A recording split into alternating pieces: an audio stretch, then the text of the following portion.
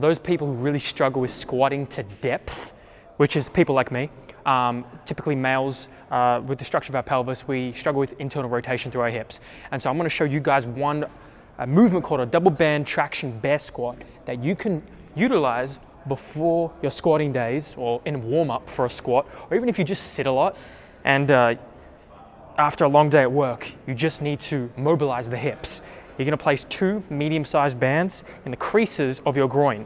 Then you can do this a number of ways. You can lean down into it and you can simply rock back and forth. So I'm leaning, my hands are on the floor, and I'm just pushing myself back and forth. And what the band is acting to do is it's kind of pulling, creating traction at the hip socket.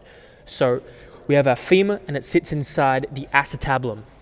Acetabulum being the little ball and socket joint, or the little, the cup that the femur sits within.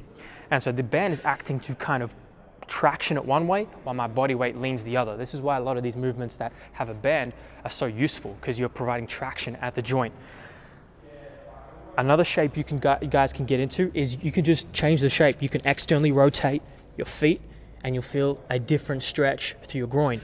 You can bring the feet close together and rock back and forth. As you see, I like doing more dynamic, active movements instead of holding statically. I'm going to show you another angle. I can even go a split stance and focus on one hip.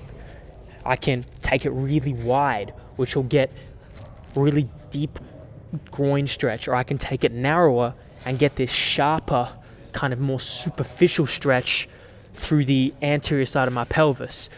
That's just me personally. It's going to be different for all of you. So if whoever struggles with squatting to depth, it's always uncomfortable, it just doesn't seem to work for you, try that beforehand.